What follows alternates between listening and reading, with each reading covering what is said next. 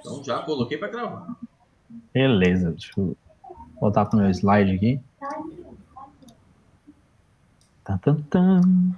Eu acho que esse aí é a borboleta. 75 mil páginas abertas, né, Maurício? Oi? 75 mil páginas abertas, né? Tem um monte de páginas aqui. Vamos lá. Acho que todo mundo me conhece, acho que a única que não me conhece aí é a Graciane Direito, né? E o Aldo também não me conhece direito. Meu nome é Maurício, eu tenho 29 anos, sou publicitário, trabalho nesse mercado de direção de arte em agência desde 2010, ali 2012, de 2010 até hoje. Trabalhei em grandes agências de Manaus, eu sou de Manaus. Morei grande parte da minha vida em Manaus. Trabalhei em algumas agências em Manaus. Presto serviço para uma agência de Manaus. Faço alguns trabalhos para clientes de Manaus. Eu tenho minha agência, agência que agora é duas pessoas, que é eu e a Angeline. E a gente trabalha aí com alguns clientes aqui em Porto Velho. E a gente está tentando ir para Manaus, mercado manauara também, e para Recife. E durante essa minha trajetória já trabalhei com vários projetos de embalagens. Eu não sou especializado em embalagens, mas tenho trabalhado bastante com essa área, me interesso muito por essa área, estudo bastante sobre essa área e queria dividir um pouco do meu conhecimento. Não é todo o conhecimento que eu tenho, mas é uma boa as partes que eu acho mais importantes desse universo, que é bem amplo, muito amplo mesmo. A gente tem projetos de embalagens aí que são muito baratos, que chegam a 1.800, 1.000, 2.000 reais, para projetos que são milionários, que vão na casa de centenas de milhares de reais aí. Temos agências boas no Brasil. O Brasil é uma das referências em criação e inovação nessa área de embalagem, desenvolvimento de novos tipos de embalagem. E eu queria trazer um pouco do que eu conheço, do que eu gosto dessa área. Não é tudo, mas é um resumo bem legal. Para entender um pouco de embalagem, a gente tem que entender um pouco do universo do que é um produto. Da embalagem, ela tá direcionada a um produto. Ela vai armazenar, vai guardar um certo tipo de produto. Mas a gente tem que entender também os processos que envolvem esse tipo de universo. A gente tem a questão das commodities. O que é uma commodity? É a matéria em si bruta, é o produto bruto, é o produto final bruto. Por exemplo, o café torrado, ele é uma commodity. O milho, quando ele coletado, né? Ele tem a colheita do milho, aquele produto ali, ele é uma commodity, ele não é um produto original que vai ser vendido daquela forma. Geralmente, esses tipos de produtos, a maioria das commodities hoje no Brasil, elas tem um valor delas cotado na bolsa, então é um valor variável. Esse valor varia conforme o mercado, conforme a safra, N fatores que colaboram para que esse mercado, esse preço flutue. Então, eu tenho um exemplo aqui que eu coloquei, o exemplo do café, que é uma commodity que é vendida em saca de 60 quilos. O preço do quilo do quilo do café, hoje negociado na Bolsa em Maringá, se não me engano, ele está cotado a R$13 o quilo, mas ele não é vendido em quilo, ele é vendido em saca. Geralmente, essas commodities são de grande volume, então, para você comprar uma commodity, você precisa de um alto volume, comprar um alto volume desse produto. E do outro lado, a gente tem o produto em si, que é quando essa commodity ela é pega, ela é industrializada, ela passa por um certo tipo de processo que vai ajudar nessa nova... de como que ela vai se apresentar para o consumidor dentro de um supermercado, dentro de uma cafeteria, dentro de uma loja de conveniência, depende muito da loja. Como é que ele vai se apresentar para o produto? Geralmente é vendido por unidades, são unidades pequenas, volumes pequenos, em lata, em caixa, em garrafa não, em sacos pequenos, o volume desses produtos são pequenos.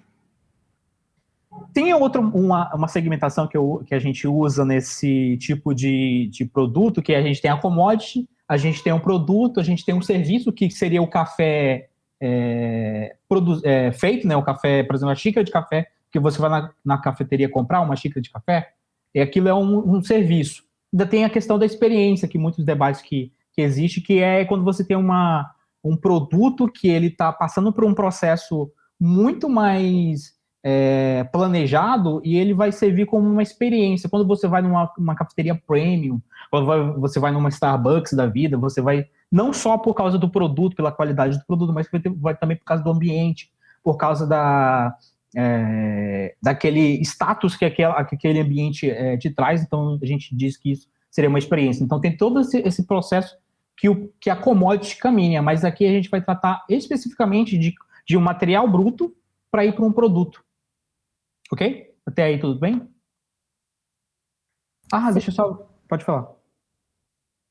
Não, você estava respondendo, você falou, tá tudo bem? Tudo bem. Tá. Então, só dar uma ênfase, a gente embala coisas desde que o mundo é mundo. Sempre a gente teve o ser humano sempre teve atrás de embalar coisas para dar certos tipos de funções, que é o que a gente vai debater assim. Toda embalagem, a maioria das embalagens, todas as embalagens, elas têm uma função a servir ali para aquele produto. Ela não é somente para você ter uma marca em cima do produto, ela também tem funcionalidades. Então, a embalagem a embalagem de um produto ela pode servir para acondicionar adequadamente ou ampliar a validade de um produto, ser funcional, facilitando a aplicação desse produto, do conteúdo desse produto, informar ou identificar aquele produto ou aquela linha de produtos, consolidar uma imagem. O que é consolidar uma imagem? É quando eu tenho um produto que ele, no seu cru, ele não consegue ser identificado.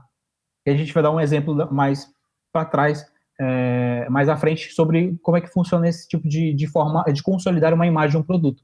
Transportar é quando eu quero fazer com que um produto seja fácil de caber numa caixa, que eu possa distribuir e focar na minha distribuição daquele produto, da minha rede varejista ou da minha cadeia de consumidores.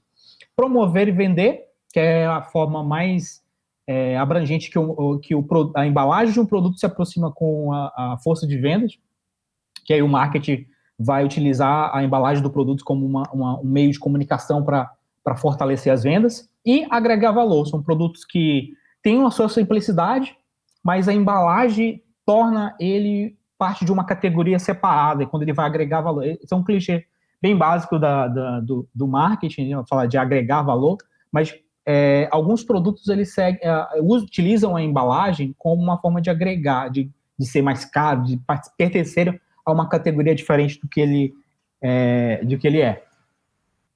Vou colocar alguns exemplos aqui, a maioria dessas funções eu vou colocar alguns exemplos, mas existem vários exemplos, N exemplos, mas a gente vai usar alguns interessantes. Há um tempo atrás, rapidinho aqui, só... Há um tempo atrás, a Coca-Cola vislumbrou a necessidade de ter produtos no mercado que pudessem ser não tivessem conservantes na sua formulação, que você pudesse reduzir esse tipo de quantidade de produtos em uma bebida.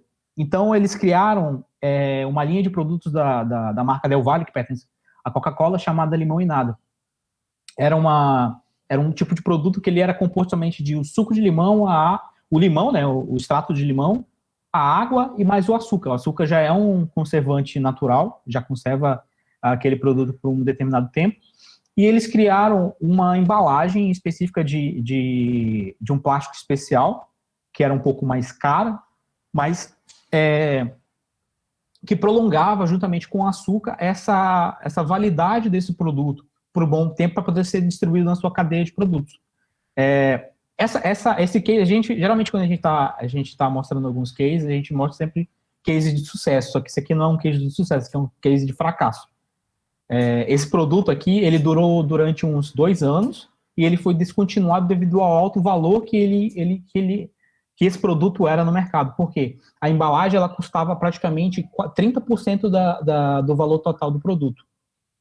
Então, a gente tinha um problema aí com relação ao mercado consumidor, a necessidade que aquele consumidor tinha para o produto que foi desenvolvido. Lógico, eles fizeram pesquisa, fizeram todo um planejamento e um desenvolvimento de produto, porém ele não deu certo na hora que foi executado no mercado, no supermercado. Mas é um exemplo muito bom para a gente mostrar o como que eu posso fazer com que uma embalagem ela possibilite ampliar a validade do meu produto, que ele dure por mais tempo. A validade desse produto aqui era de 6 meses. Então, você tinha um produto que dizia-se que era sem conservante, né? A chamada para esse produto era um produto sem conservantes, que o foco era as mães, preocupadas com seus filhos para levar para a escolinha, para levar para tomar durante o dia. Então, você tinha essa necessidade de ter um produto que fosse com menos conservante, fosse um suco natural com menos conservante. Você tinha um açúcar como um conservante um conservante natural, e você tinha a embalagem, só que a embalagem era um pouco custosa para o que o mercado necessitava. Eu não sei se vocês já visualizaram algum tipo de produto no mercado. Vocês já viram esse produto aqui no mercado? Acho que hoje em dia nem tem mais esse produto aqui no mercado. A embalagem, né? Tu fala da embalagem ou tu fala do... Da embalagem, do tipo de embalagem. Eu vejo a Heinz, mas não com essa embalagem, né? Pois uma outra... Então, a gente vai chegar no segundo tópico, que é fazer o produto ser funcional. Essa embalagem antiga, a maioria dos ketchups, e tem outros produtos que a gente vai citar aqui, eles eram com a abertura para cima e o produto ficava posicionado para baixo. Ele ficava em pé com a tampa para cima. Então, isso, a indústria percebeu que isso dificultava quando chegava o produto no final para o usuário, tipo, pegar ali, vou comer um hambúrguer aqui e passar e tem que ficar batendo. É o famoso quem nunca deixou o restinho da geladeira virado, né? Deixava verdade. Na geladeira com virado para poder... Isso era muito comum, as pessoas virarem de cabeça para baixo para poder o produto descer e ser mais prático de utilizar. Mas de um tempo para cá, quando a indústria percebeu, olha, a gente tem esse produto, a grande dificuldade que o consumidor tem de utilizar esse produto é que no final dele eu tenho um produto que está lá embaixo, eu não consigo utilizar, o consumidor abre, coloca uma faca, coloca uma colher para tentar retirar esse produto de cima ou armazena ele para baixo, mas é muito difícil que esse produto, como era dessa forma, ele ia ficar em pé dentro da geladeira ou em pé em uma mesa, porque o centro de gravidade dele é embaixo. Se você colocasse ele para cima, ele ia cair de qualquer forma. Então, a indústria bolou essa forma de você conseguir utilizar o produto até o final de uma forma muito mais prática, muito mais simples. E essa é uma outra estratégia que a indústria utiliza. Isso não tá relacionado somente a produtos alimentícios. Não sei se vocês lembram, antigamente, condicionadores de shampoos também faziam parte desse mesmo segmento. Que quando você estava ali no final do produto, você não conseguia utilizar ele inteiro, né? Você tinha... era um desespero total ou você anexava água, que tornava o produto muito mais, como é que chama? Fragmentado. Você não tinha um produto, você não tinha o uso daquele produto totalmente por causa da embalagem. Você tinha que fragmentar de uma forma utilizando água ou deixando ele de cabeça para baixo. A maioria dos shampoos não eram, tinha um centro de gravidade diferente. Geralmente a ponta é mais fina de embalagens de shampoo. Então, quando você ia utilizar, tinha uma certa dificuldade. Eu lembro que tinha até acessório. Foi criado acessório para você armazenar o shampoo de cabeça para baixo naqueles coisas que colocam em box de banheiro, não tem era uma sacolinha que você colocava o shampoo de cabeça para baixo. Então, a indústria visualizou isso e viu, a gente precisa desenvolver uma embalagem que seja muito mais prática para o consumidor utilizar. Deixa eu voltar aqui. Existe algumas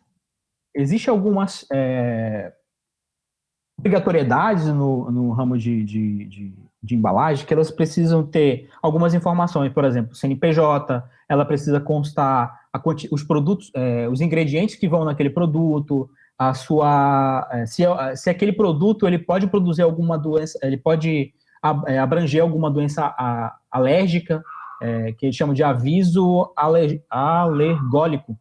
É isso? Alergologista? É exatamente isso.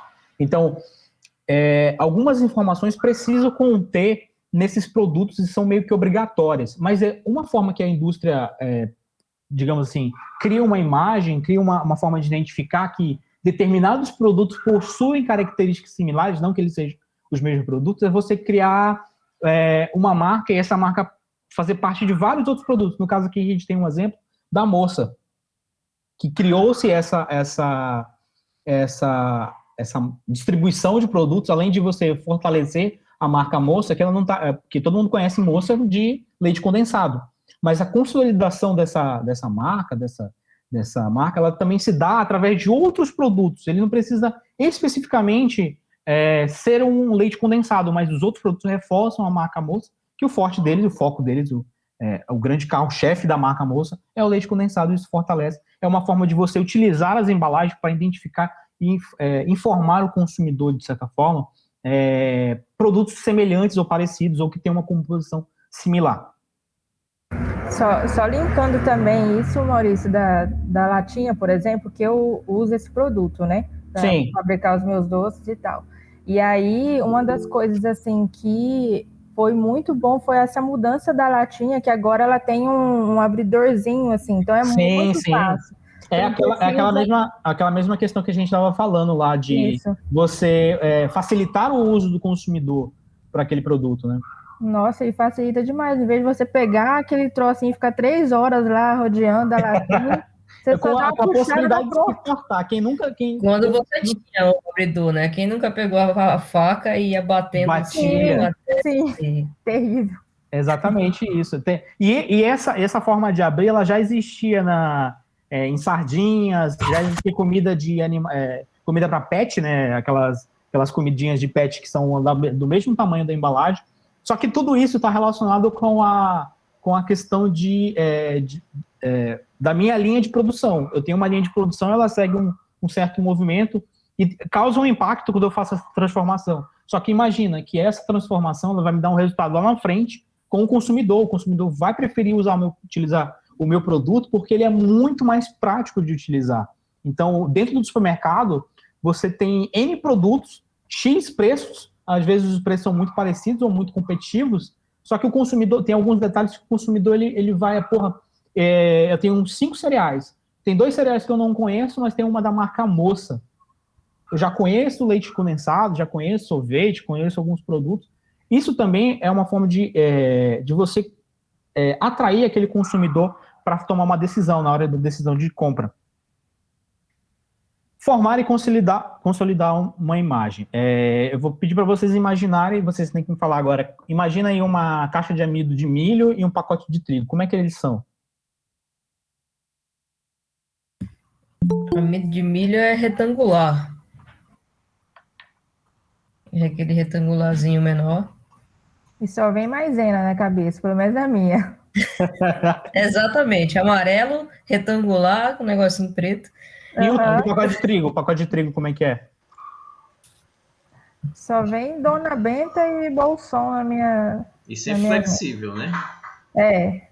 Agora agora eu vou perguntar para vocês. Se eu tirar esse conteúdo da embalagem e colocar em 2 vasilhas, você sabe diferenciar de cara o que é maisena, o que é trigo? Sei, só jogar água. O que virar papa é trigo e o amido de milho ele vai ficar um líquido estranho, meio duro, meio mole. Essa eu não sabia não. Pois é.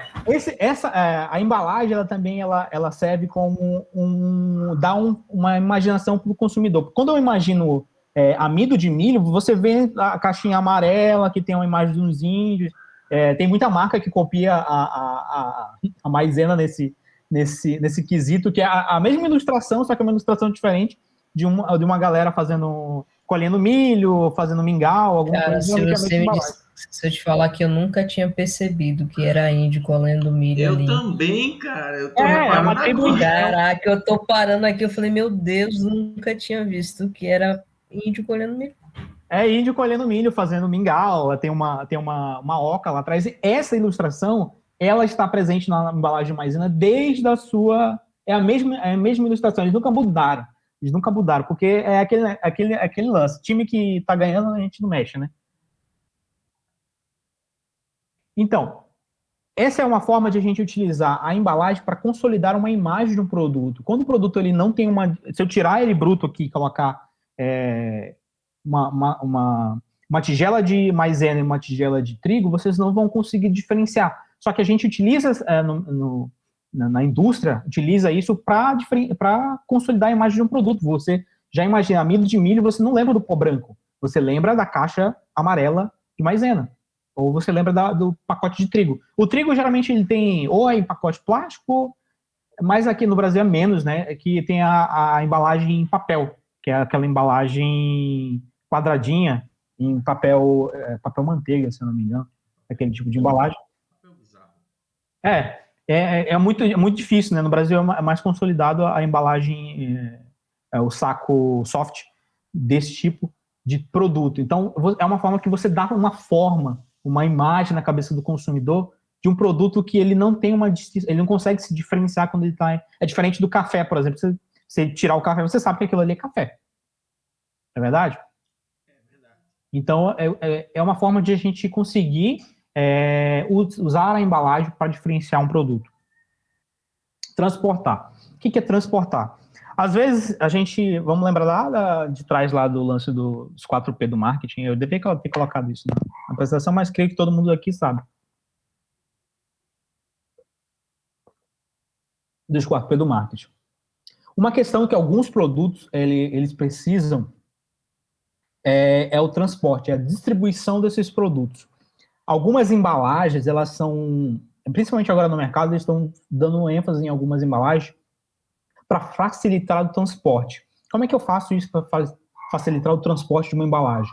Eu adequo ela para que caiba a maior quantidade de produtos dentro de uma caixa e que no meu pallet, que é como os produtos de grande porte são distribuídos, ele possa conter mais desses produtos. Eu vou dar um exemplo bem... Eu não sei se vocês chegaram já a ver esse produto no mercado, ou chegaram a ter esse produto.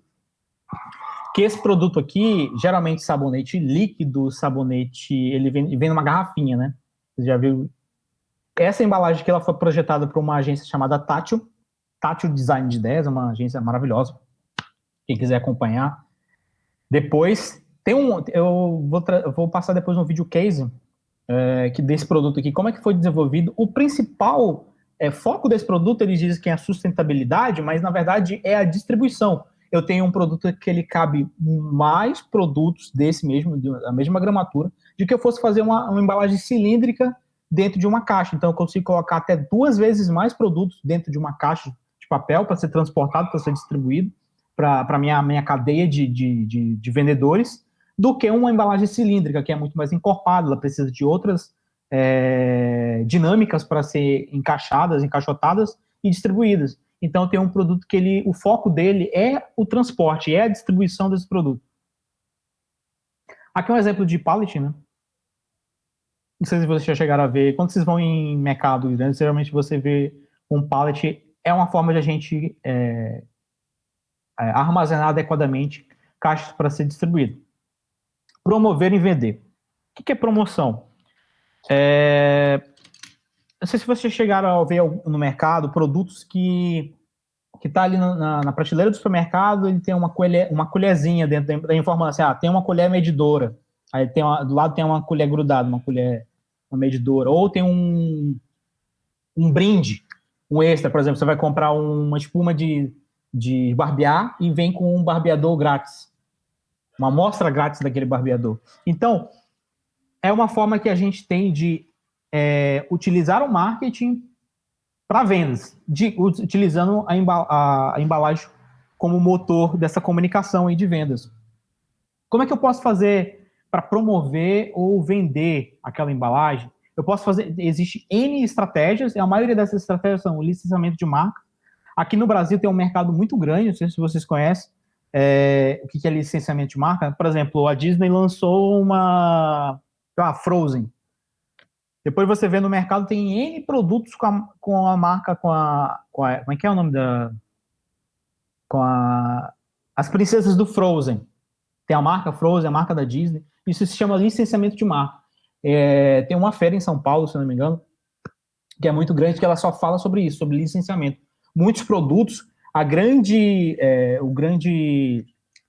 renda desses produtos vem do licenciamento de marcas, principalmente produtos cinematográficos, animações, tem alguns outros mercados esportivo, a imagem de um atleta, geralmente, por exemplo, o Neymar tinha um contrato muito grande com a Gillette, tinha com a Red Bull também, né, Angeline?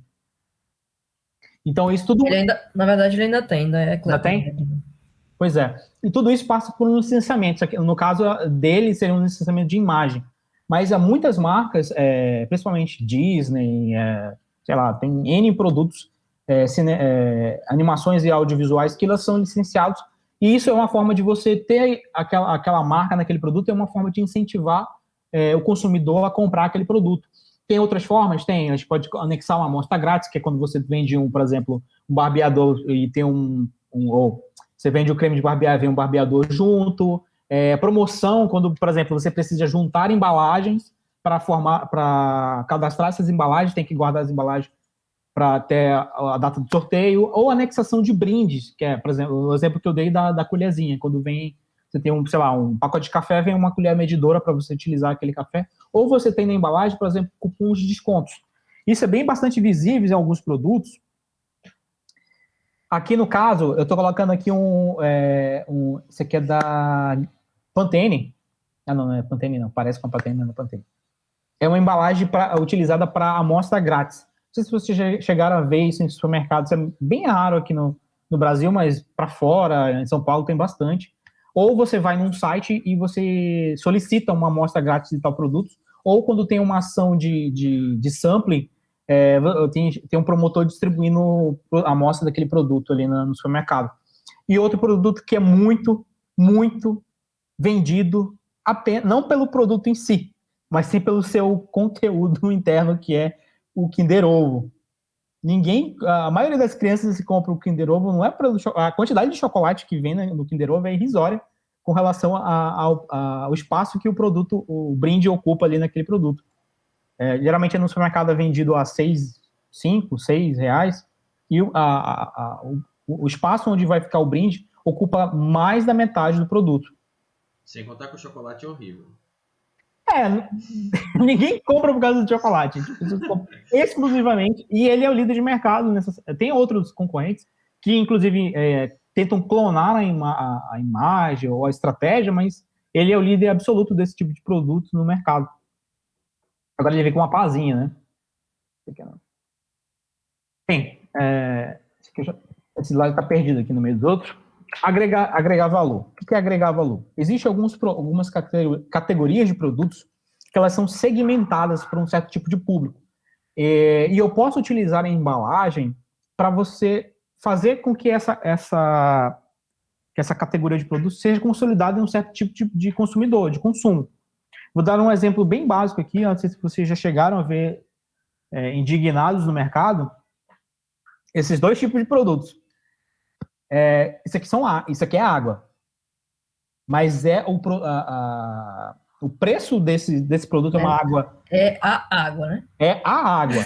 Essa água aqui, a Voz custa no mercado entre... Eu não estou lembrado muito bem, mas é... R$25. Nessa base aí. Então, você tem um produto que é água. Gente, é água. Não tem, a lei diz lá, é uma água da Noruega, como é que é? Lá das montanhas da Noruega. Mas, cara, é água em qualquer lugar. Não importa se é água no Brasil, se é água aqui. Mas a embalagem dá o valor agregado para o produto que coloca ele numa categoria premium, né? Então, não sei se a gente pode falar que isso é uma categoria premium de produtos, que é água. No Brasil, água. né?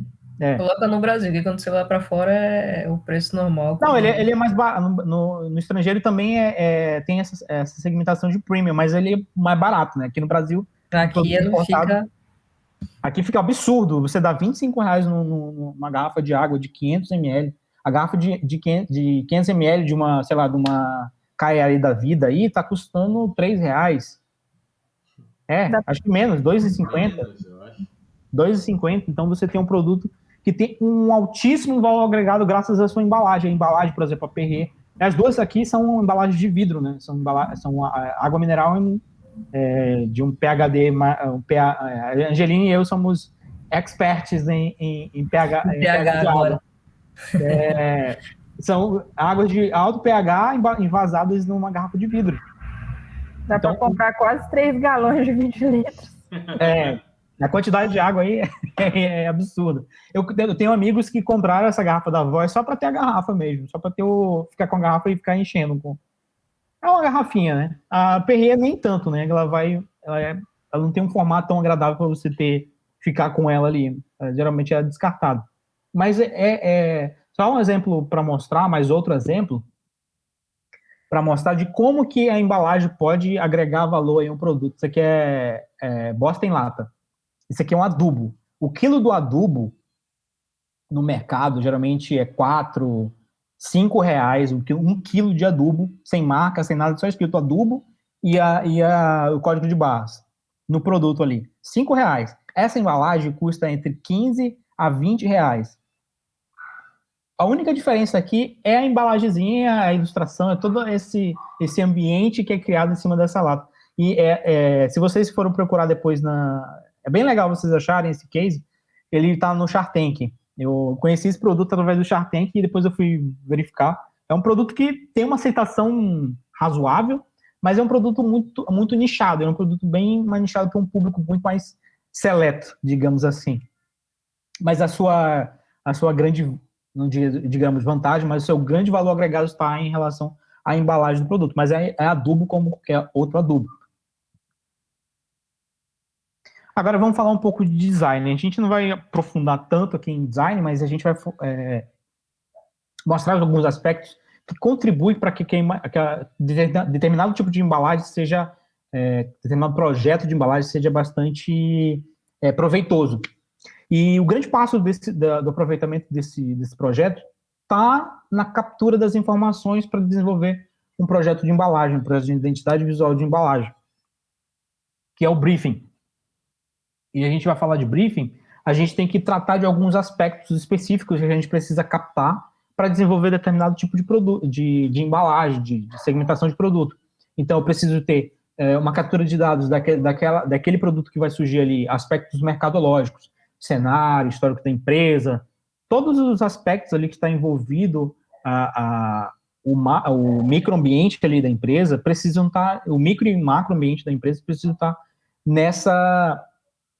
nesse briefing. O profissional que vai desenvolver determinado projeto de embalagem, ele precisa ter esses dados para entender qual é que é o posicionamento, qual é o objetivo, qual é a necessidade que esse produto vai atender, ter os aspectos técnicos, que são as características físico-químicas do produto, para que o produto vai ser embalado, a embalagem dele precisa ser feita porque ele precisa durar mais tempo, se vai ter algum aroma, tem umidade, se ele tem que respeitar.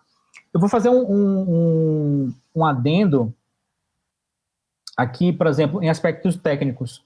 Eu não sei se vocês já consumiram Heineken. Sim. Já consumiram Heineken. Eu vou fazer um desafio para vocês. Consumam a Heineken em garrafa e a Heineken em lata. E vocês me falam se o sabor é diferente. A lata é muito melhor. Não sei porquê, mas eu prefiro. Sabe por quê? Porque a cerveja, assim como o azeite, é um produto... A característica dele, ele é fotofóbico. O que é fotofóbico?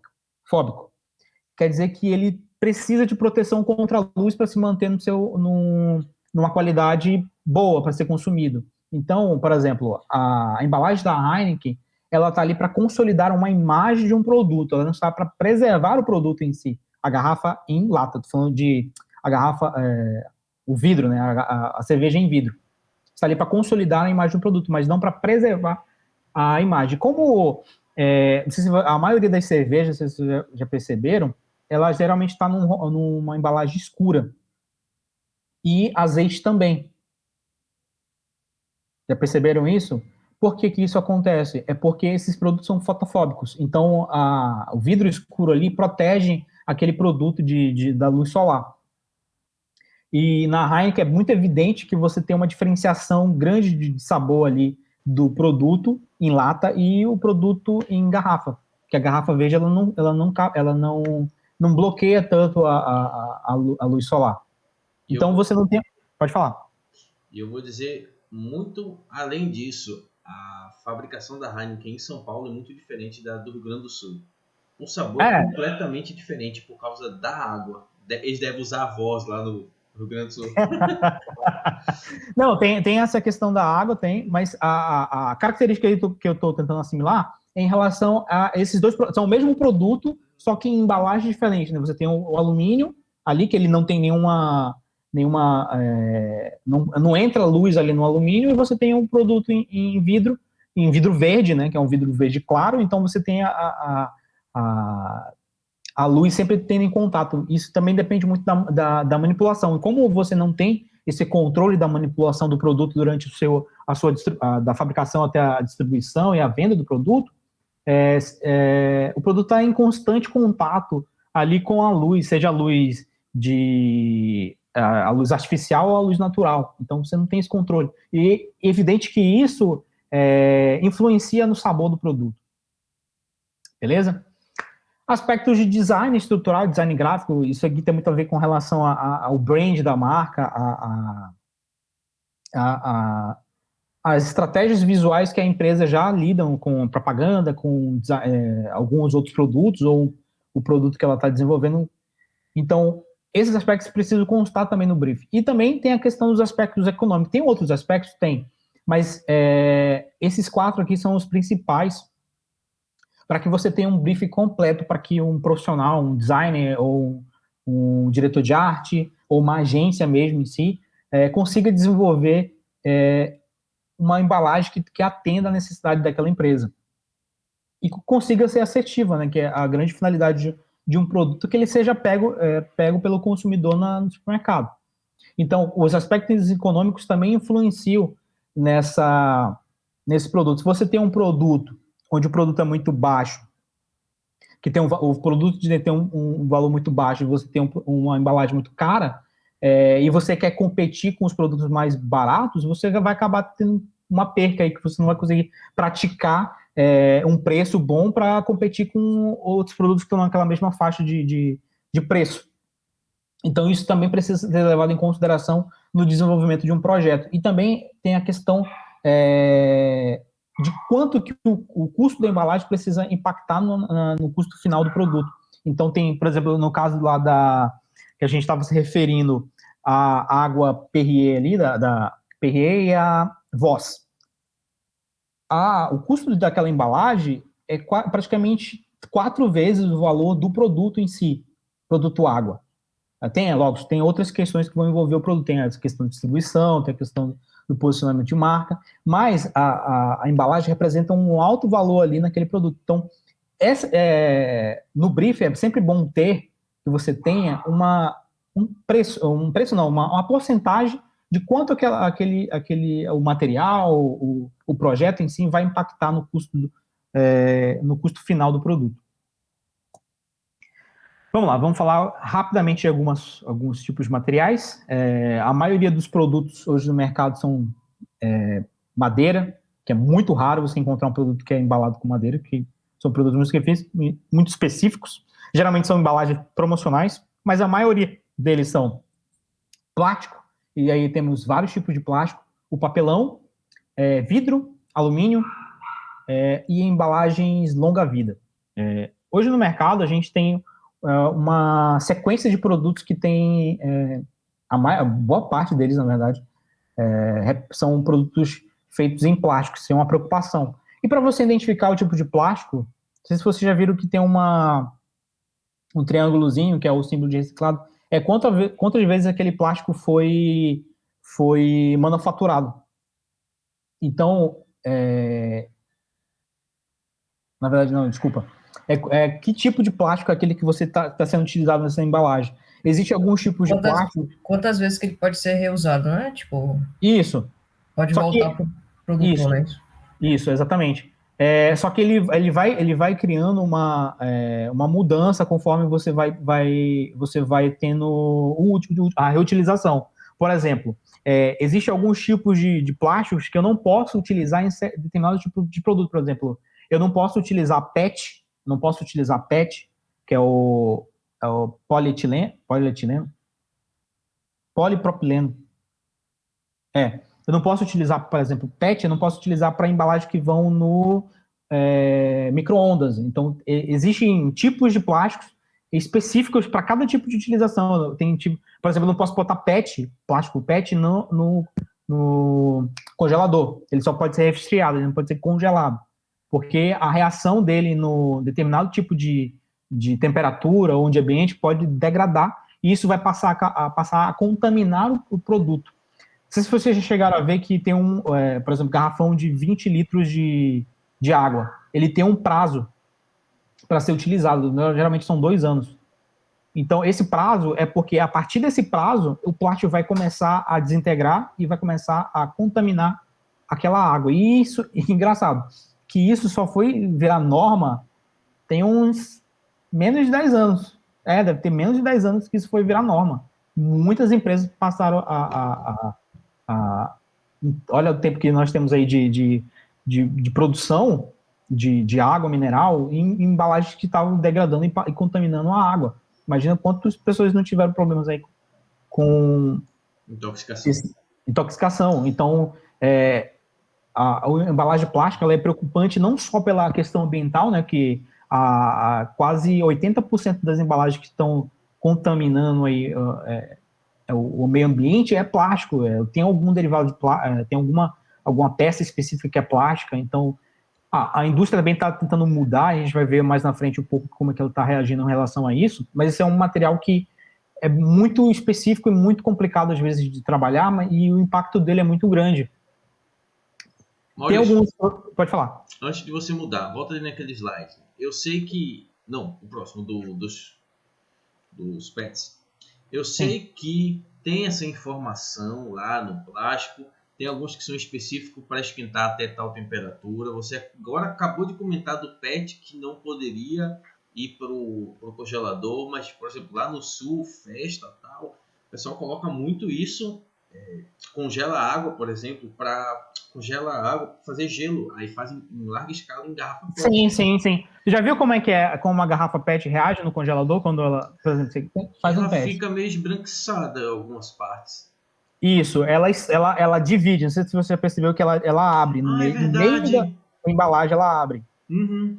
Entendeu? Então, as características físico-químicas de cada tipo de plástico, ele vai mudando conforme a temperatura. Então, por exemplo, se eu coloco o PET no ar quente e a fabricação dele é feita em ar quente, ou numa temperatura X, ele vai contrair. Exato. Se eu colocar ele no congelador, ele vai expandir e ele vai estourar por dentro. Ele faz ele vira meio que uma...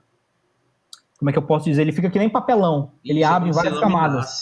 Exato. Agora, dúvida, como é que a gente... Eu sei que o plástico, o mundo existe antes e depois do plástico. É uma puta invenção. Só que a gente não tem esse tipo de informação para saber o que é, o que vai para onde, o que pode ser reciclado, o que não pode, onde joga, o que pode botar fogo, o que pode botar no congelador. Como é que a gente tem esse tipo de informação? Eu sei que está fora do contexto, mas quero lhe fazer essa pergunta. Isso é uma questão de conscientização mais da indústria.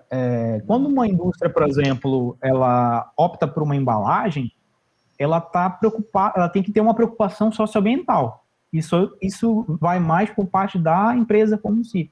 Eu acredito que o governo deveria ter medidas, principalmente em relação à reciclagem, porque é muito raro você estar numa cidade que tem uma coleta contínua de produtos recicláveis. Isso é muito complexo.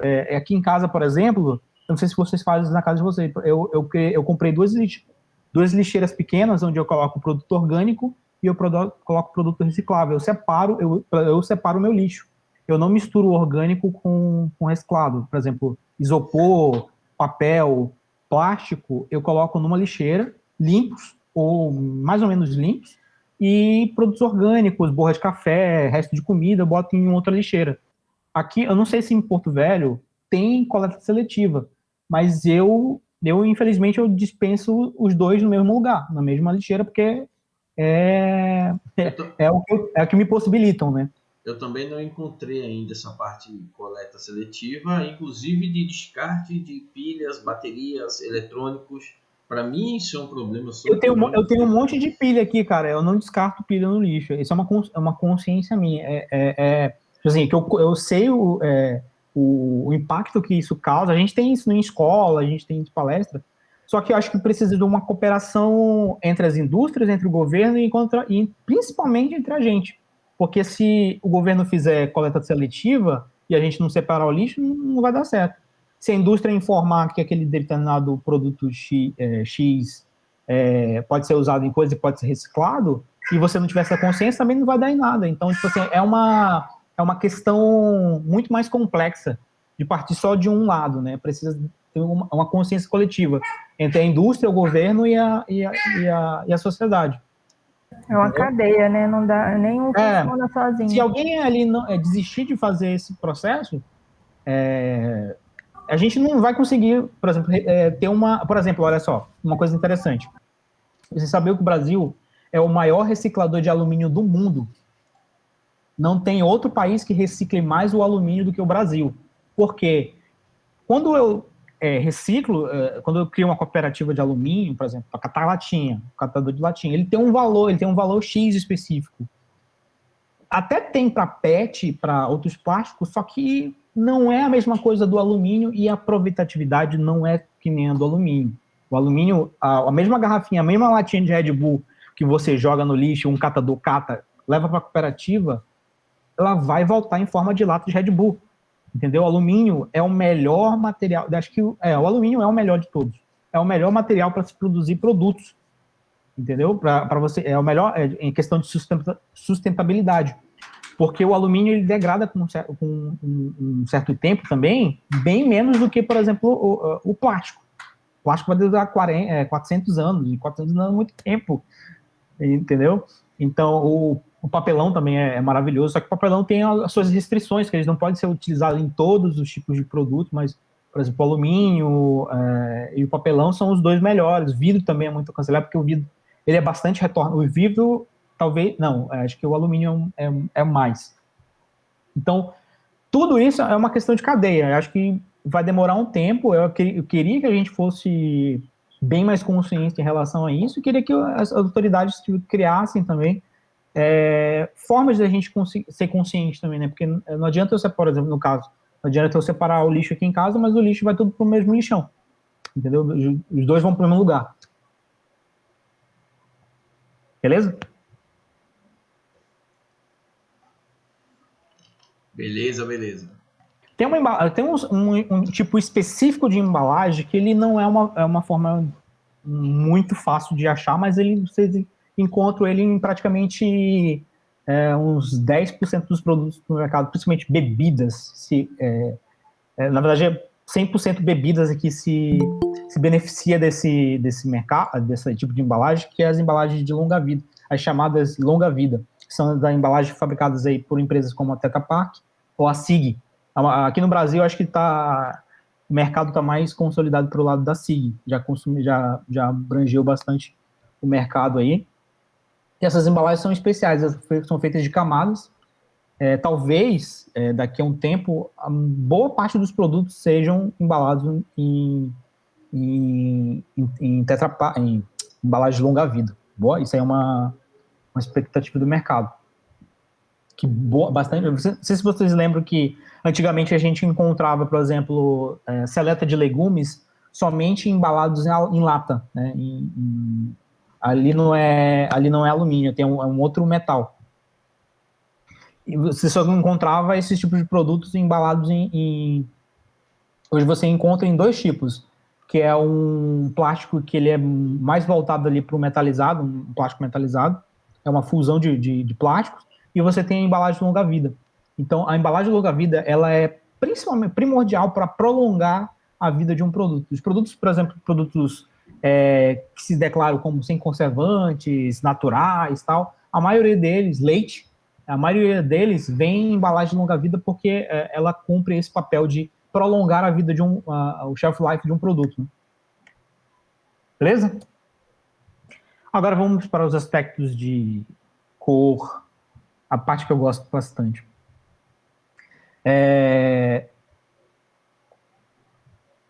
as cores do produto, elas determinam muito o simbolismo ou a característica de determinado produto. Então, existem 3 faixas de cores aí que a gente utiliza nesse mercado, que são as cores quentes, são as cores que transmitem as ideias de energia, para chamar a atenção, para estimular o desejo do consumidor. A laranja, que é uma coisa mais jovial, que embalagem de alimentos que tentam passar a questão de alegria ou como é que eu posso dizer, de espontaneidade. O amarelo para passar aquela questão que completa também essa questão do vermelho, com a questão de energia e de chamar a atenção do consumidor. A gente tem os produtos que são bem mais raros de encontrar, mas eles estão principalmente segmentados em produtos de limpeza ou produtos orgânicos. Se você parar para olhar assim os produtos de limpeza, por exemplo, os produtos de limpeza que são multiuso, geralmente eles são ou roxo, ou azul, ou verde. Vai no supermercado e vê esses produtos que são multiuso. A maioria deles são segmentados nesse tipo de cores. Então, aquelas coisas que refletem a modernidade, um tipo de tecnologia específico, ou pureza, ou confiança, enfim. E a gente tem os produtos que são... Ou ele quer passar uma sensação, no caso dos produtos que usam branco, de limpeza, de higiênico, é um produto feito para higiene, a maioria desses produtos utilizam branco. E os produtos que são premiums, que a gente pode falar premiums, eles usam aspectos de cores pretas, que eles dão uma sensação de serem produtos específicos, justamente com o dourado, eles vão formar ali uma imagem de um produto que se caracteriza, vai tender para uma categoria mais premium daquele tipo de produtos. Quando você tem uma linha de produtos, por exemplo, que tem cores X, você tem um produto que é premium, ele geralmente é preto. A maioria desses linhas de produtos tem dourado. Prateado, muito raro você ter uma coisa fora do espectro. Você não vai encontrar um produto premium que é verde, assim. Você vai encontrar um produto que é dourado, que é preto, que é cinza, que geralmente vai bater nessa categoria de produtos premiums. Eu não digo que é premium porque é só uma necessidade que está sendo suprida ali. Mas tem muita gente que fala, muito profissional de marketing que diz que são categorias premium. Mas eu entendo como um nicho específico. Não deve dizer que é premium, não dizer que ele é o melhor de todo, mas ele está destinado a um certo tipo de categoria de consumo. Uma coisa que eu vou juntar 2 coisas para falar sobre uma. Que o quão importante não só a questão das cores, mas a questão de contraste, fonte, para legibilidade. Isso aqui é uma coisa muito importante e principalmente as empresas pequenas falham muito com relação a isso. Eu tinha tirado um print que eu tinha discutido com o Ivo, acho que o Alexandre, não sei se o Alexandre ainda está aqui. Isso. A gente tinha discutido de um produto que a gente viu um anúncio, eu não vou falar o produto para a gente não criar confusão aqui, mas tinha um caldo de uma empresa local aqui de Porto Velho, tinha feito um produto que ele cruzava um fundo branco com um fundo amarelo, uma letra branca com um fundo amarelo. É um caldo de carne. É um caldo... Aqui a caixa era amarela com uma letra branca. Então isso dá um contraste muito ruim. Na verdade, você não tem contraste, você tem um choque ali de informações da fonte com a cor de fundo que você prejudica a legibilidade. Então, quando o consumidor está no supermercado, ele precisa entender de uma forma muito clara e muito simples qual é o tipo de produto, qual é a marca do produto. Então, isso eu consigo através da legibilidade, que é a fusão aí do contraste das cores com a fonte que eu estou utilizando. A fonte que eu vou utilizar e a fonte também ela transmite um certo tipo de informação que eu não tenho no produto, mas a fonte ela me transmite um certo tipo de informação de que categoria é aquele produto, que tipo de produto é aquele. Então isso vai impactar na minha legibilidade. Então aqui eu tenho uns exemplos são exemplos bem simples, tá? De contraste entre fundo e cor da fonte que vão me dar legibilidade ou não. ok? Então, a gente pode verificar no mercado que se tem uma quantidade de produtos que utilizam essas estratégias para informar de uma forma muito mais clara do que tipo de produto, não só na fonte, mas as cores, a cor de fundo, as ilustrações, principalmente esse choque entre as informações e as ilustrações ou a foto do produto. Eu estava comentando com o Alexandre esses dias, nós três, e o Ivo, a gente estava comentando sobre esse produto aí, que é um produto que tinha uma legibilidade ruim, uma ilustração duvidosa do produto e uma foto muito ruim do produto queimado, tipo assim, o produto final. Muitas vezes a ilustração dentro de uma embalagem, ela está ali para dar um complemento daquela informação, ou para chamar a atenção do consumidor durante a sua compra. Só que a gente tem que atentar aqui, alguns produtos que utilizam foto, produtos, por exemplo, vou citar um produto aqui, vou citar o exemplo do caldo, caldo de galinha. Você nunca vai colocar uma galinha crua na foto de um caldo de galinha, por exemplo. Por quê? O objetivo daquela foto é chamar a atenção do consumidor para uma necessidade que ele precisa no produto final. Então, por exemplo, vou dar um exemplo. Eu trabalhei durante 2 anos como marketing no frigorífico em Manaus, e o meu chefe falava assim, a gente vai fazer a embalagem do produto, vamos botar a foto do produto. E eu tinha selecionado uma sequência de fotos para a gente inserir nas embalagens, que eram fotos de produtos prontos. Por exemplo, uma picanha era uma foto de uma picanha assada. Aí ele me questionava, mas por que o produto está cru e por que a imagem da embalagem é o produto assado? Por quê? O consumidor precisa ter uma ideia a gente precisa usar alguns aspectos psicológicos do consumidor para que ele se faça entender que aquele produto tem um destino final. Aquele produto não é o consumo imediato. Geralmente, quando você tem uma foto de um produto de consumo imediato, é o produto em si e pronto. Agora, quando você tem um produto que ele precisa ser preparado, ou ele faz parte de um conjunto para preparar determinado produto, ele já está... a foto que vai na embalagem é a foto de um produto pronto. Isso é uma forma de a gente utilizar a fotografia ou a ilustração para convencer o consumidor a comprar aquele produto.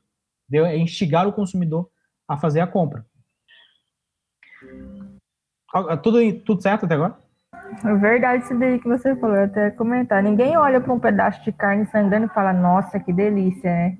Sim, a intenção é que o consumidor se apaixone pelo produto final, não pelo meio dele, não pelo produto in natura. Ninguém tem tesão em ver uma picanha no supermercado que é uma picanha crua na foto. Você quer imaginar que aquilo vai te levar para uma picanha. Isso são insights que a gente utiliza para instigar o psicológico do consumidor. Isso, eu faço até um adendo, isso se chama neuromarketing. Exatamente. Inclusive tem a palestra do Aldo aí sobre neuromarketing. Não é nem na minha palestra, é que eu sou um estudante ferrenho, eu gosto muito dessa parte de consumo, e a Sadia, ela colocou inclusive uma fumaça no próprio frango já assado, que é para dar mais sensação do que além do frango pronto, né? Outra coisa que o pessoal está batendo muito nas teclas agora é de textura. O pessoal acha que o tato só pode ser instigado, vamos dizer assim, pelo próprio tato. Não, mas se eu ver ali no fundo uma seda, até o meu professor, ele bota a seda no Instagram, no History, e coloca assim, passe a mão aqui. Ou seja, você sente, porque você sabe a textura da seda, e isso as marcas precisam explorar dentro dos produtos e dos próprios brands. Né? Com relação a tato, eu não sei se vocês lembram não sei se vocês já tomaram Devassa, a Devassa de um tempo atrás, porque a Devassa de agora não tem mais. Mas há um tempo atrás, a embalagem tinha uma textura, uma pequena textura de tipo como se fossem uns porozinhos. Isso é uma forma de reconhecer também, que é uma forma de você utilizar o tato para reconhecer determinado tipo de produto. Tem gente não era libras, mas era a textura da embalagem. Tem gente que consome e não enxerga, e a gente esquece disso, né? Sim, exatamente.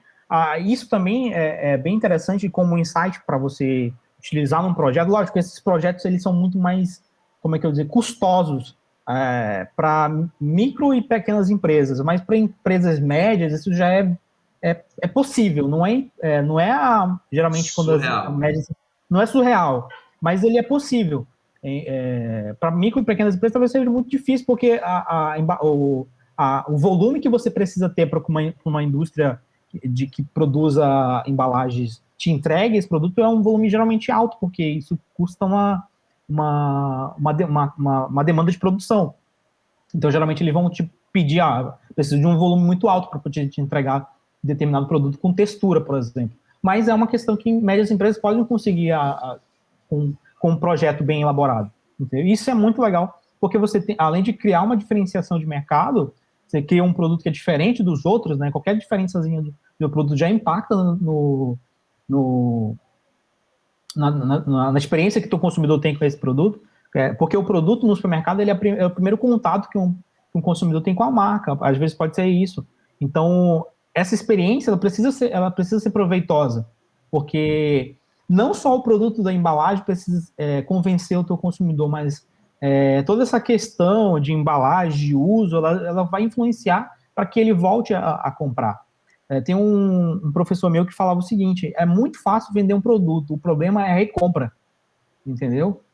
É fazer com que o consumidor recompre o teu produto. Vender a primeira vez é muito fácil, você faz um sampling aí, faz uma promoção de sampling ali com um produtinho, ele leva para casa dele, mas se ele vai recomprar, aí depende da estratégia, entendeu? E tudo isso aqui que a gente está comentando, nenhuma dessas estratégias pode ser tratada separadamente, elas precisam englobar um conjunto. É por isso que a gente não teria nem tempo de ter essa palestra, porque é um ambiente muito amplo, existem milhões de possibilidades. A gente explora, talvez, principalmente as médias empresas, exploram 1% dessas possibilidades. Beleza? Então, vamos falar, isso aqui é só uma questão muito breve, mas é uma coisa bem importante, que é a questão do formato. Muitas embalagens, muitas categorias de produtos já têm formatos específicos de produtos. Então, por exemplo, quando você vai na indústria de refrigerantes, é muito difícil você imaginar uma embalagem de refrigerante num formato quadrado, por exemplo. É verdade? Dá para imaginar um produto sem ser numa lata, numa embalagem PET de 2 litros com um cilindro, que é um cilindro e um cone na ponta? É muito difícil você... na verdade, não tem. Não existe.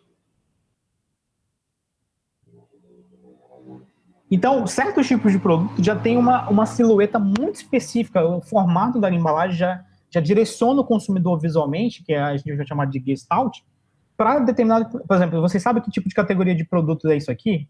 Só pela forma dos produtos? Oi? Leite.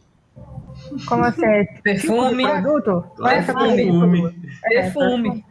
Pois é. Então, o formato da embalagem já influencia o consumidor a identificar aquele tipo de produto. Então, a forma que uma embalagem ela também é uma comunicação não verbal com o consumidor. Então, essa aqui é muito fácil. Produtos de limpeza. Pois é. Então, esse formato, essa linha de formato, não dizer que seu desenho de embalagem seja diferente, mas ele precisa, pelo menos, seguir essa linha de formatos, de formas, para que o teu consumidor saiba identificar o que é aquilo sem lê-lo, sem ler aquele produto. Então, ele já consegue identificar o produto só pelo formato da embalagem, só pela forma que a embalagem se comporta numa linha de... Tem uma Perrier ali no meio, pô, não vale. A Perrier é um caso que é bem específico, né? Que só que os materiais e onde ela se posiciona no supermercado geralmente é inconveniência, e o supermercado já coloca ela ali que a gente vai falar mais adiante, que é o planograma. Já está muito embutido ali a categoria de produto que ela tem. Mas quando eu vejo um produto, você vai olhar lá no supermercado, tem uma Tem uma embalagem, por exemplo, detergente. Se você for, parece que o fornecedor de detergente é o mesmo.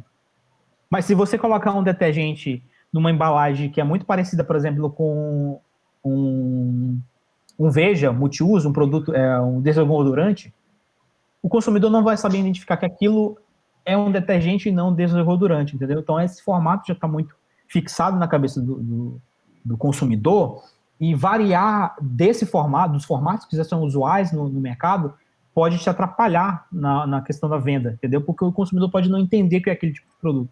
É mesmo que você colocar, por exemplo, eu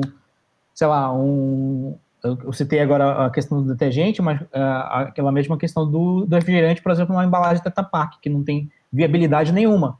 Tanto que o consumidor não vai entender por que aquele refrigerante está numa embalagem Tetra Pak, porque se tem uma coisa que o refrigerante tem é conservante, e a embalagem Tetra Pak a funcionalidade dela é totalmente aversa a isso, né? É um produto que pode ir mais in natura possível, porque a embalagem já garante essa validade dele por um tempo prolongado.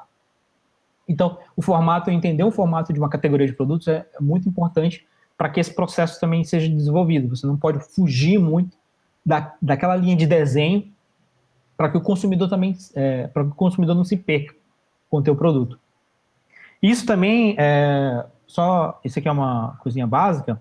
A maioria que a gente visualiza, por exemplo, caixa de produto no mercado, por exemplo, produtos que são feitos em caixa, eles são produtos ali em formato tridimensional, mas eles não são. A embalagem de um produto de papelão, geralmente ele é assim, que a gente chama de faca.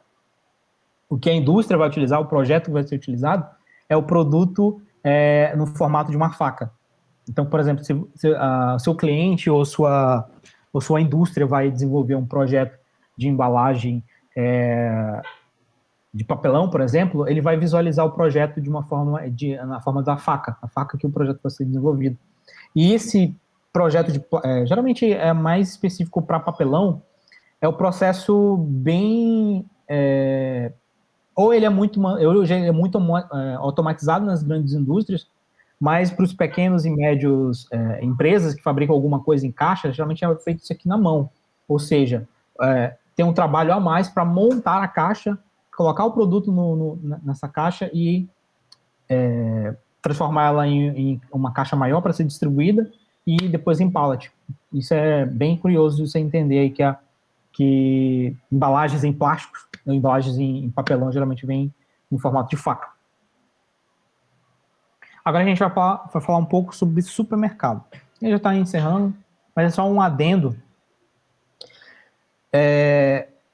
Eu sempre falo para cliente, quando a gente está debatendo assim com os amigos, converso muito com o Alexandre e o Ivo aí sobre questão de design, de embalagem, com a Angeline também, que produto no supermercado, o supermercado, na verdade, ele é uma grande rinha de embalagens. Então, você está ali no supermercado disputando a sua embalagem, a embalagem do seu cliente, a embalagem da sua empresa, está disputando com vários produtos dentro do supermercado e ele precisa, de certa forma, atrair a atenção do consumidor. E desenvolver um projeto de embalagem é uma parte disso para tentar convencer o consumidor a pegar o teu produto e tirar ele da gôndola e colocar no carrinho dele. Só que nem tudo, o produto em si, ele não se vende. Existem outros elementos que estão fora da embalagem que ajudam a complementar esse processo da embalagem, principalmente em questão de vendas, que é no caso do trade marketing. Então, você tem complementos aí quando você vai, por exemplo, projetar um produto, muitos profissionais já orientam assim, a gente vai projetar tal produto e a gente vai desenvolver um display para colocar esse produto, por exemplo, no supermercado. De que forma isso vai me ajudar? Muito, porque a maioria dos produtos do supermercado, boa parte dos produtos do supermercado, eles não trabalham especificamente com o trade marketing. Então, as grandes indústrias, elas são mais focadas nisso. Mas não é uma questão de preço, não é uma questão de custo, é uma questão de estratégia.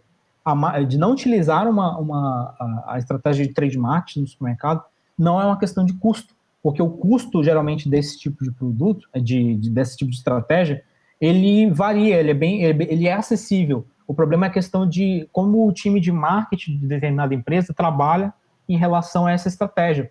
Quando tem marketing. Quando tem marketing, quando é o dono que decide as coisas. Eu e a Angeline tivemos experiências aí de alguns Ou o filho do dono. O filho do dono. O sobrinho. Sempre. Então, o trade marketing, ele é como se fosse ele é o grande, não posso saber salvaguarda, mas é tipo assim, ele dá uma ênfase no projeto de embalagem que é extraordinário, porque ele chama a atenção do consumidor, as estratégias de trade marketing, ela faz com que o consumidor aponte o olho ali para aquele produto que você desenvolveu, para produto da sua empresa ou o produto do seu cliente. Então, a questão de trabalhar trade marketing é uma questão muito mais estratégica do que uma questão de custo. E isso faz uma diferença enorme, porque o consumidor está ali caminhando pelo supermercado, ele vê um produto sinalizado com uma faixa de gôndola, com um Wobbler, com um display que tira o teu produto da prateleira e coloca ele em destaque.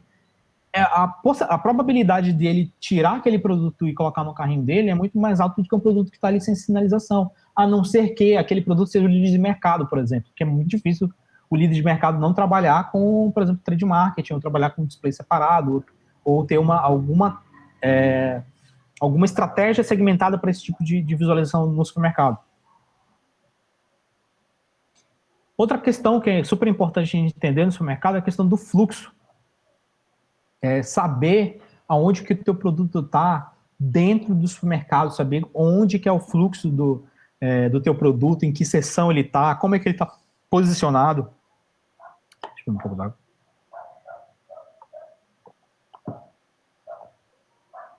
E como que esse fluxo de um supermercado, de uma loja de conveniência, de uma cafeteria, ele vai impactar no teu projeto de embalagens. Isso tem que ser levado em consideração. Todas essas informações que a gente está fazendo como um adendo do supermercado, eles influenciam também no processo de concepção de uma embalagem.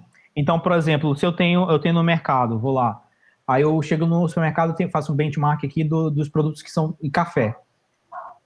A maioria dos meus concorrentes de café, por exemplo, são todos vermelhos. E eu vou criar uma embalagem marrom, ou vou criar uma embalagem verde.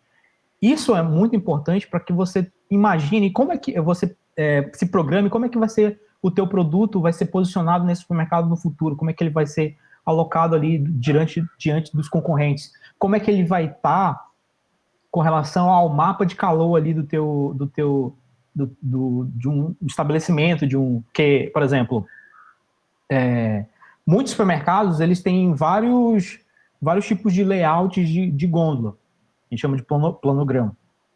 Então, dependendo da forma que um supermercado ele aloca o teu produto junto com os concorrentes, o teu projeto de embalagem pode impactar se isso vai beneficiar ou vai acabar te prejudicando ali naquela disputa, naquela rinha de produtos ali na prateleira grande. Lógico, existem outros fatores que contribuem para que o consumidor tire o teu produto ao invés do concorrente. Tem a questão do preço, tem a questão econômica, se o teu produto está segmentado para determinado tipo de produto, mas essas considerações a gente tem que ver lá na frente no projeto de briefing.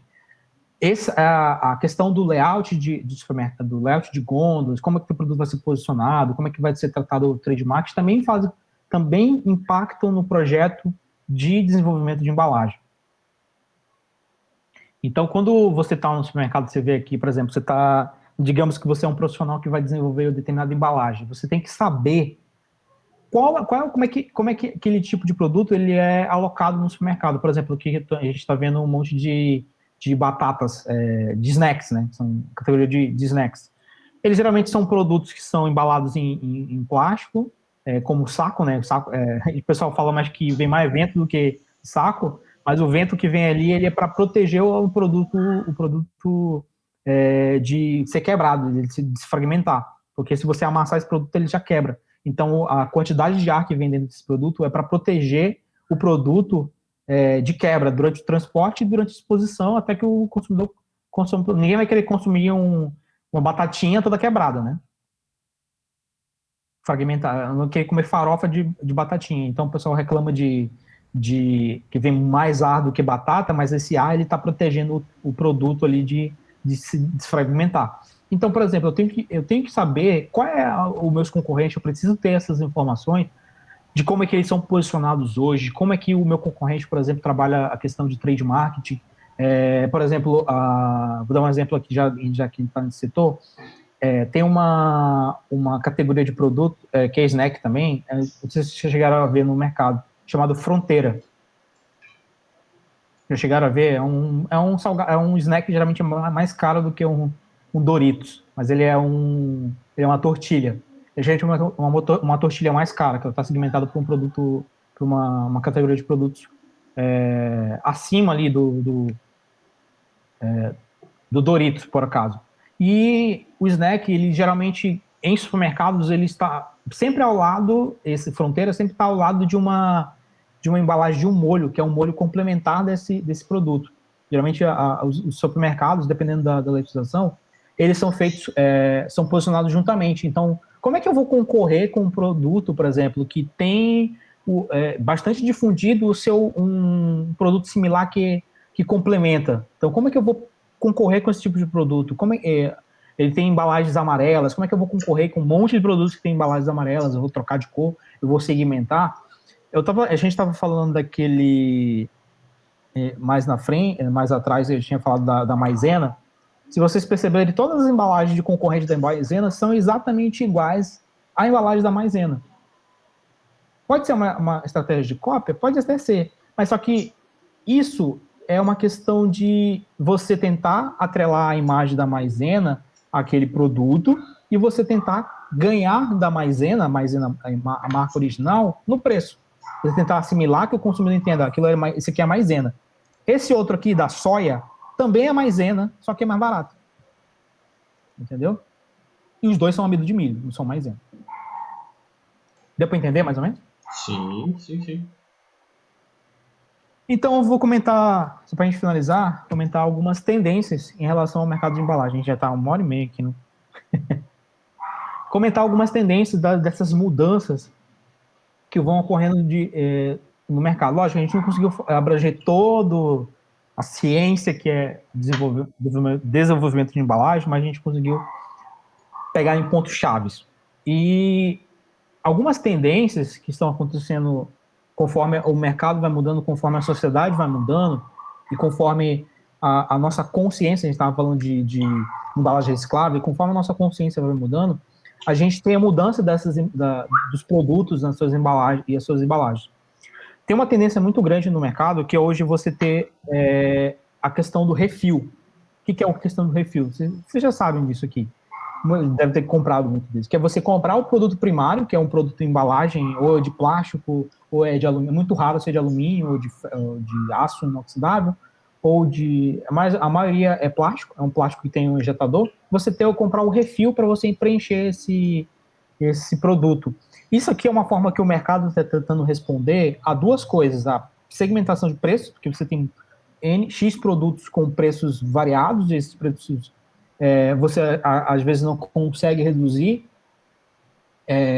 com a questão do produto original, a embalagem cilíndrica, eu não consigo fazer uma redução de preço nesse produto, mas eu consigo colocar um refil para me ampliar minha distribuição, distribuir mais e impactar no preço final da embalagem. Eu consigo vender um produto mais barato, que o consumidor vai preferir o meu produto do que os outros.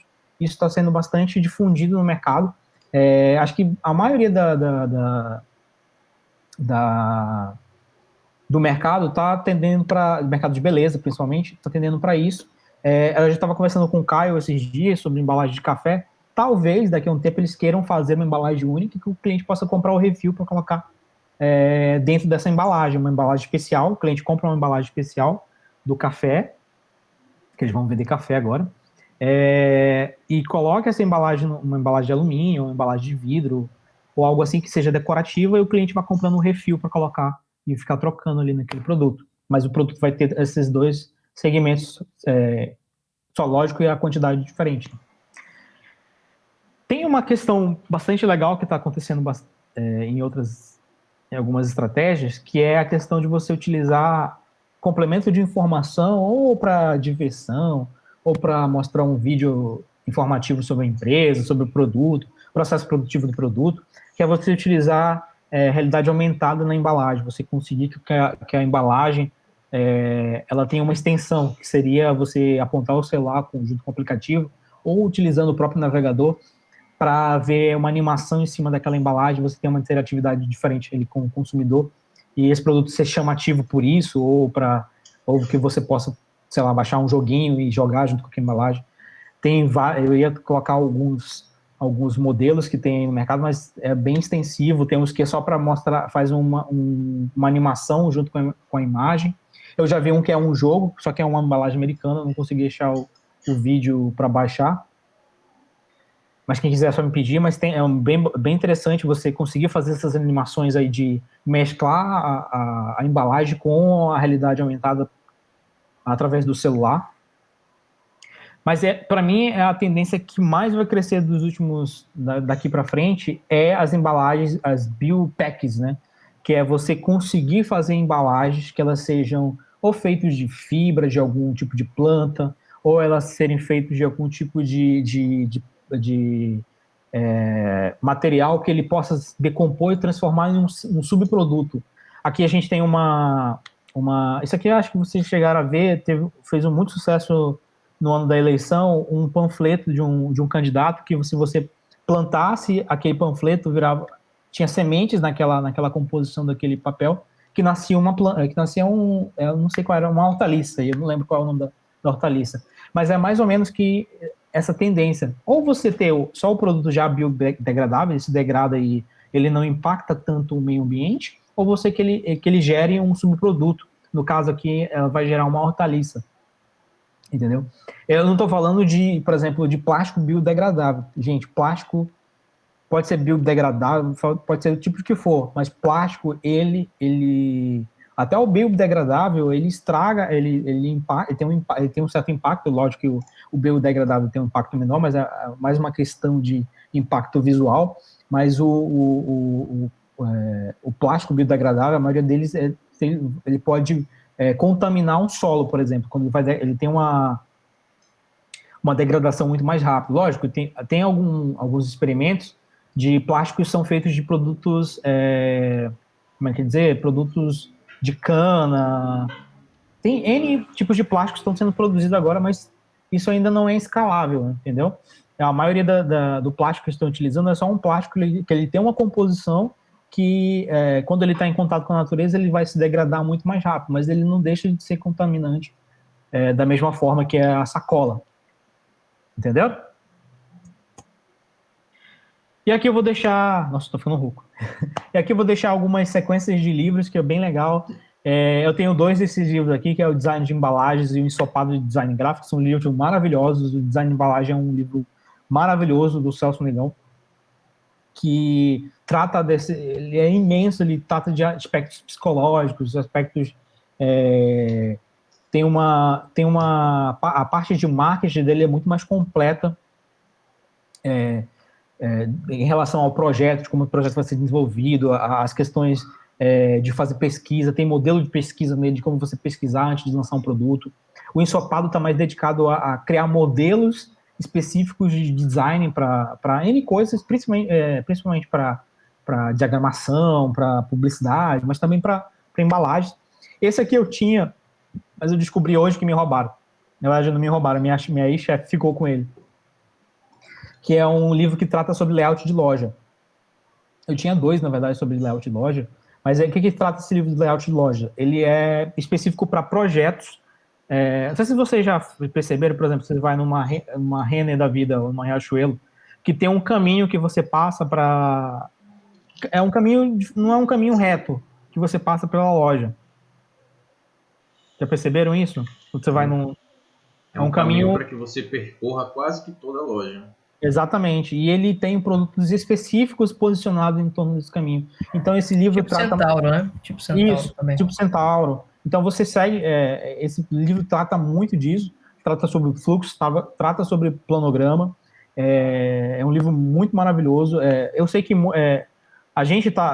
principalmente a região norte, essa parte de estratégia de layout de loja, ela não é levada em consideração na hora de fazer um projeto arquitetônico, que é um erro.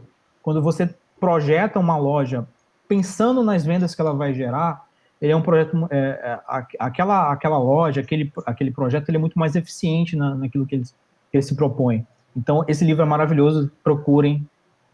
A gente precisa mudar essas nossas culturas aqui das nossas pequenas empresas. E agora que a gente está trabalhando aqui com o nosso movimento do Ideias e Featuring, a gente precisa colocar na cabeça dos nossos médios e pequenos empresários, principalmente das indústrias locais, das indústrias de Rondônia, do Amazonas, do Pará, a gente precisa começar a trabalhar de uma forma mais profissional. E o profissionalismo no desenvolvimento de embalagem, projetos arquitetônicos para a loja, isso não depende de financeiro, isso depende de estratégia. Principalmente estratégia, pensar antes de fazer. E é isso, galera. Eu queria deixar algumas... Toda vez que alguém me perguntar onde é que é legal para ver algumas referências, eu vou indicar 2 referências que trabalham especificamente com design de embalagens e ideias voltadas para o mercado, tanto de trade marketing quanto de embalagem, que é a Tátil e a OZ. A OZ é uma agência que cuida especificamente de design, estratégia, de embalagem, trade marketing. A Tátil, para mim, é a melhor empresa de design do Brasil. Ela é fantástica, é surreal os projetos que eles fazem. Clientes grandes aí, Coca-Cola, P&G, enfim, várias empresas trabalham com eles. Sempre que eles fazem algum projeto grande, eles lançam vídeo case sobre esses projetos e são magníficos nisso, e são muito bons. Então, as referências são muito boas vindo dessas 2 empresas aqui, que eu indico para vocês dar uma olhada. Beleza? Eu tô rouco já de falar. Vocês têm alguma dúvida? Vocês querem falar alguma coisa? Vocês querem perguntar alguma coisa? Eu tenho. Agora é a hora.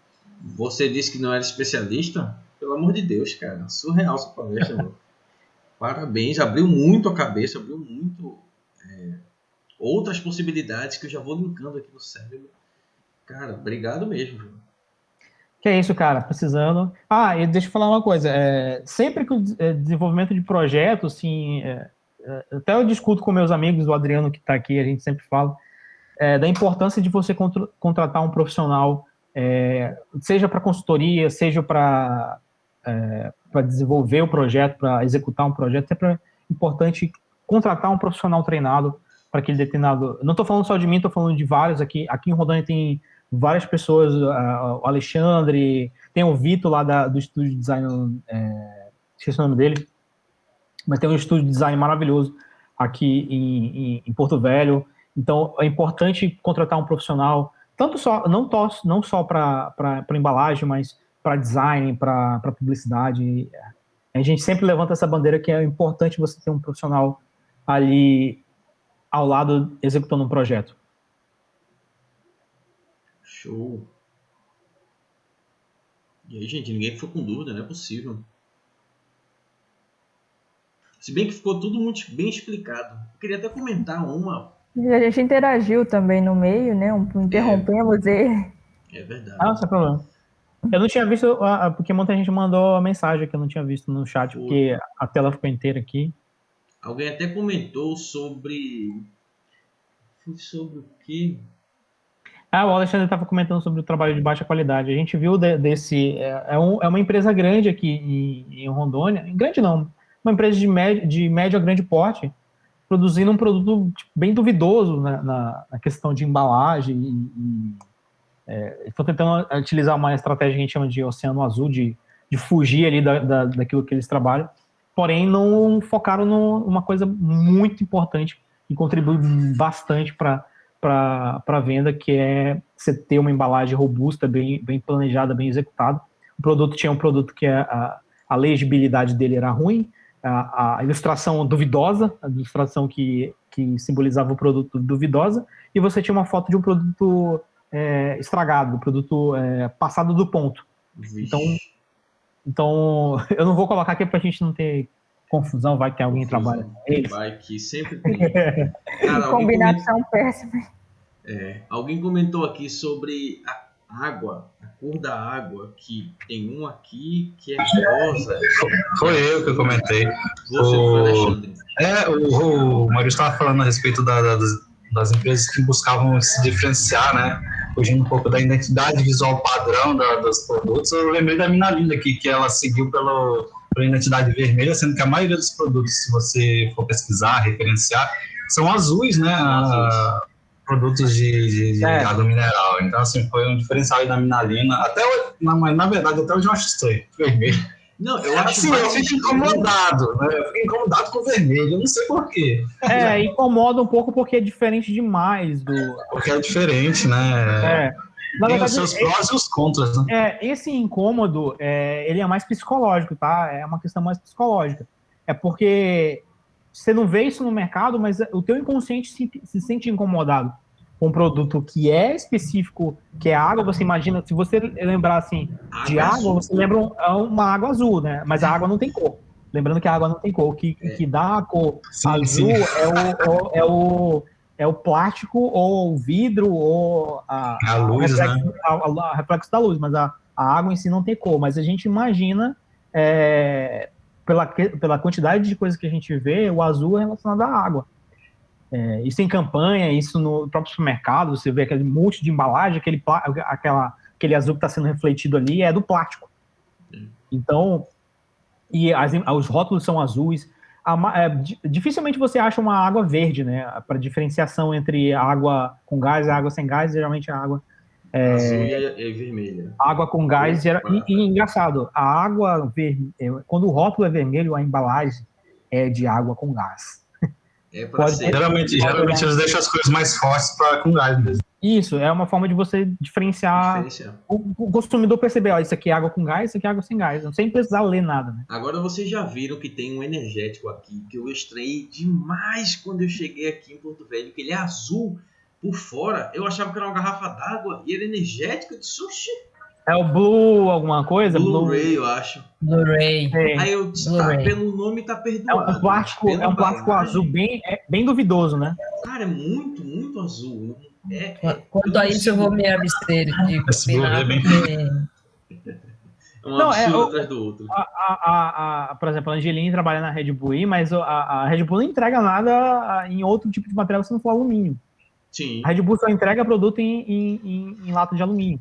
É bom que então, tipo assim, você vê um produto que é adjacente aí, concorrente dela, vem numa embalagem de plástico, e é um plástico que você percebe quando o plástico é duvidoso, quando você olha a textura do plástico. Bem duvidoso mesmo. E isso é inconsciente também. A gente pode até perceber que existe alguns plásticos que ele... por exemplo, ele não é... ele aparenta ser duvidoso, mas ele é um plástico comum como o outro, mas é o processo fabril dele que faz ele ter aquela característica. E você fica... não vou comprar, não. Entendeu? E isso também é um impacto muito grande. Eu estava conversando com a minha esposa um certo dia desse, eu fui no supermercado aqui e comprei banana frita. Já viu banana frita que vem num pacotinho? Uhum. Aquele pacotinho bem safado mesmo, parece que foi colado naquelas máquinas bem... Só faltou ser grampeado, né? Só faltou ser grampeado.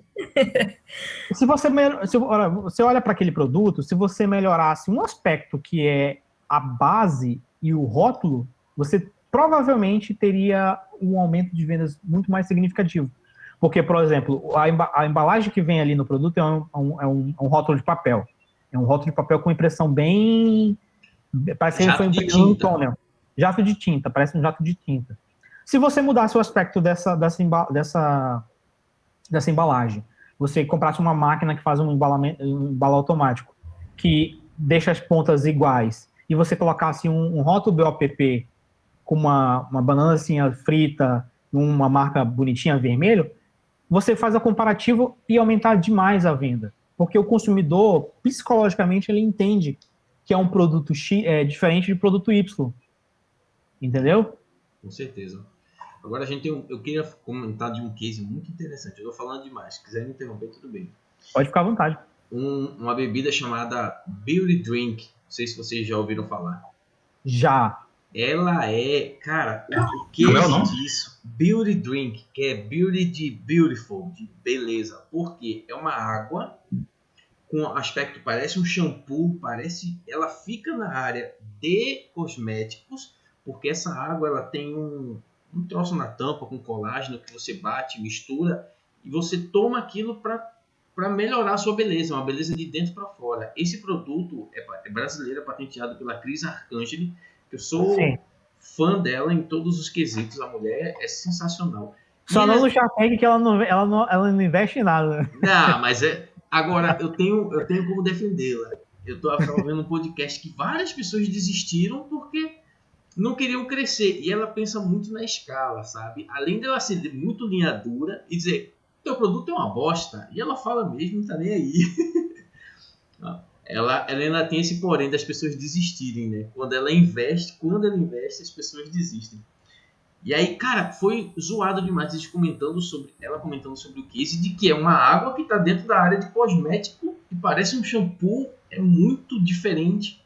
Até as pessoas conseguirem começar a assimilar isso, que realmente a finalidade do produto daquela água é beleza, então realmente tem que estar lá. E aí ela contextualizou toda a embalagem para cosmético, né? E não para água comum e se igualou a qualquer um. Aquele case é surreal, cara. Até porque ele é um produto de beleza, só que é uma beleza que você bebe, né? Exato. A proposta dele é um produto para bebida, então ele tem que se parecer com um produto de cosmético, ele tem que se parecer com uma embalagem de cosmético e ele tem que estar ali posicionado. Porque, por exemplo, se você bota ele lá no de águas, tipo assim, ou de bebidas normais, não tem nenhum produto que compete com ele. O povo vai achar que é shampoo.